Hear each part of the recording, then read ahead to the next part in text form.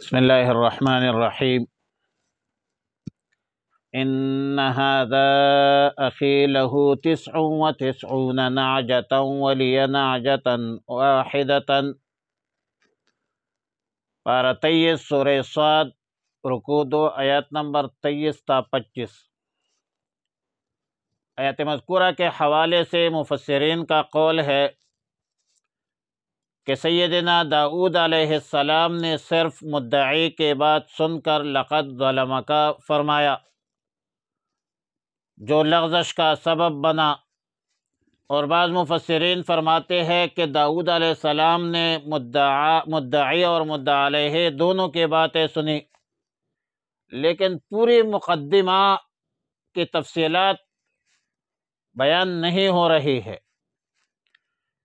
ظاہر ہے کہ یہ جو وقت تھا، نہ عدالت کا وقت تھا، نہ قضاء کا وقت تھا، نہ فیصلے کے نفاذ کا وقت تھا، کوئی صورت تھی۔ اس لیے داؤد علیہ السلام نے قاضی کی حیثیت سے نہیں بلکہ مفتی کی حیثیت سے فتویٰ دیا، اور مفتی کا کام تحقیق نہیں ہوتا بلکہ سوال کے مطابق جواب دینا ہوتا ہے۔ ایک اور اہم بات کہ کسی سے کوئی چیز مانگنا بظاہر یہ کوئی جرم نہیں ہے، جبکہ داؤد علیہ السلام نے ایک شخص کے محض دنبا مانگنے کو ظلم قرار دیا ہے۔ وجہ یہ ہے کہ جس طریقے سے قولاً اور عملاً فعلاً دباؤ کے تحت مانگا جا رہا ہے، سوال کیا جا رہا ہے، اس کی حیثیت غصب کی ہو گئی ہے، یہ بدتخوری ہے۔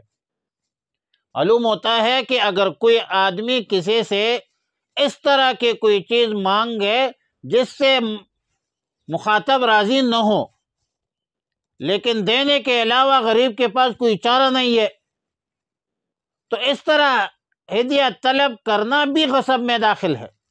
لہٰذا اگر مانگنے والا کوئی صاحب اقتدار ہو یا ذی وجاہت شخصیت ہو، اثر رسوخ والا ہو، اور مخاطب اس کی شخصیت کے دباؤ کی وجہ سے انکار بھی نہیں کر سکتا غریب، تو یہ بھی حقیقت میں غصب ہے، بدتخوری ہے۔ اور نبی علیہ السلام نے فرمایا کہ لا یحل مال امرئ مسلم الا بطیب نفس منہ، کسی مسلمان کا مال اس کے خوش دلی کے بغیر وہ حلال نہیں ہے۔ اور پھر فرمایا وَإِنَّ كَثِيرًا مِّنَ الْخُلَطَاءِ لَيَبْغِي بَعْضُهُمْ عَلَى بَعْضٍ، بہت سے شرکاء ایک دوسرے پر زیادتی کرتے ہیں۔ اس سے اس بات پر تنبیہ کر دی کہ جب دو انسانوں میں شرکت کا کوئی معاملہ ہو تو اس میں اکثر ایک دوسرے کے حق تلفی کرتے ہیں اور حق تلفی ہوئی جاتی ہے۔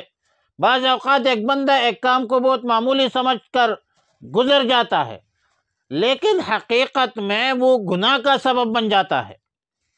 یہاں پر وَظَنَّ داؤد أَنَّمَا فَتَنَّاهُ فَاسْتَغْفَرَ رَبَّهُ وَخَرَّ رَاكِعًا وَأَنَابَ، سیدنا داؤد علیہ السلام کو خیال آیا کہ اللہ تعالیٰ نے مجھ سے امتحان لیا۔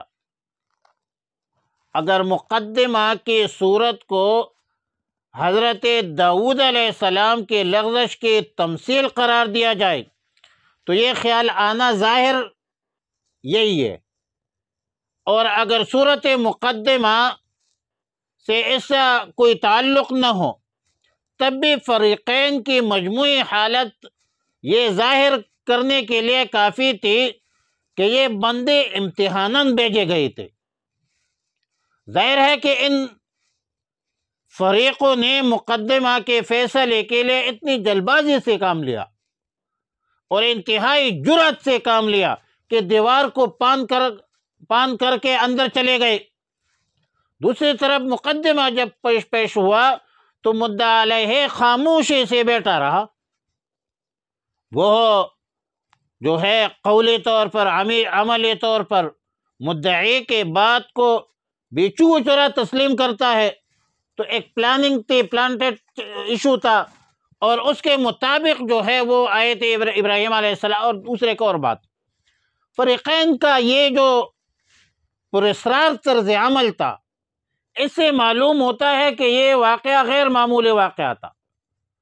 اور سیدنا داؤد علیہ السلام نے بھی بانپ لیا تھا، سمجھ گئے تھے کہ یہ اللہ تعالیٰ کے بھیجے ہوئے لوگ ہیں جس کا مقصد صرف اور صرف میرا امتحان ہے. بعض روایات کے مطابق فیصلہ سننے کے بعد ایک دوسرے کو دیکھ کر مسکرائے اور دیکھتے ہی دیکھتے آسمان کی طرف چلے گئے.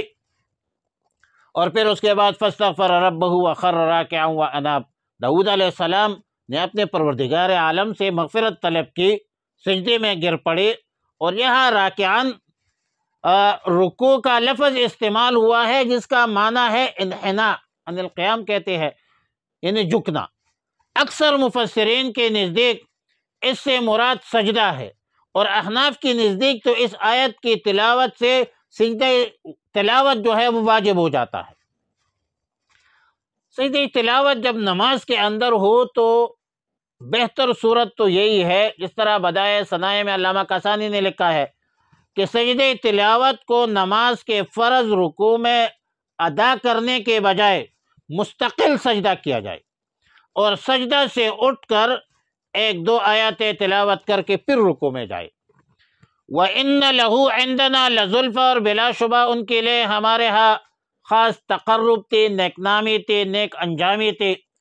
تو اس آیت میں واقعہ کو ختم کر کے اس طرف اشارہ کر دیا کہ سیدنا داؤد علیہ السلام کے لغزش جو کچھ بھی ہو، ان کے استغفار اور انابت اللہ اور اللہ کے ساتھ تعلق میں وہ مزید اضافہ ہوا.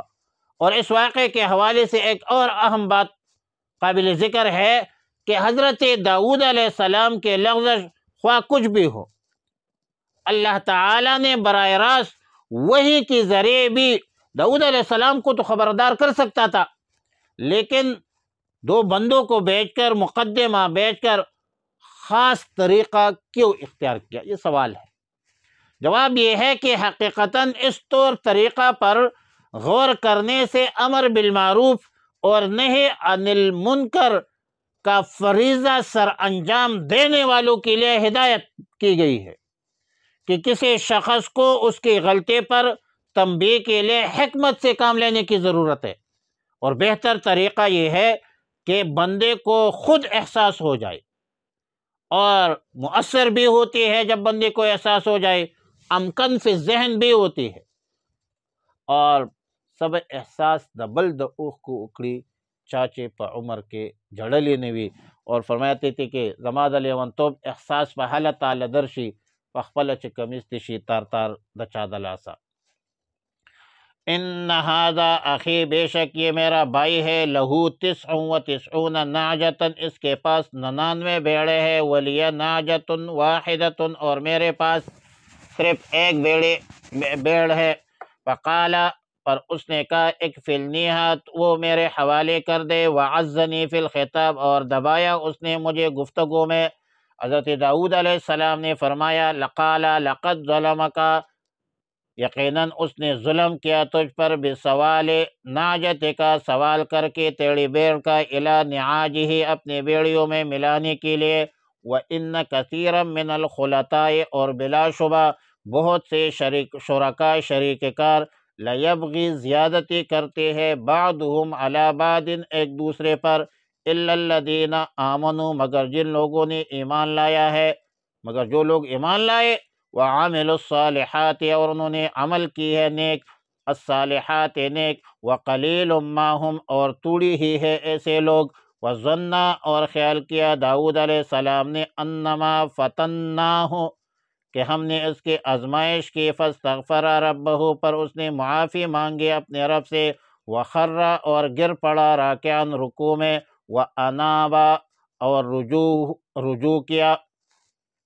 فغفرنا لہ، تو ہم نے معاف کر دی اس کی، ذالک، یہ بات، وَإِنَّ لَهُ عِندَنَا لَزُلْفَىٰ، اور بے شک اس کے لیے ہمارے ہاں بڑا قرب ہے، وَحُسْنَ مآب، اور اچھا ٹھکانہ ہے. اللہم صلی وسلم علی حبیبک و نبیک محمد صلی اللہ علیہ وسلم۔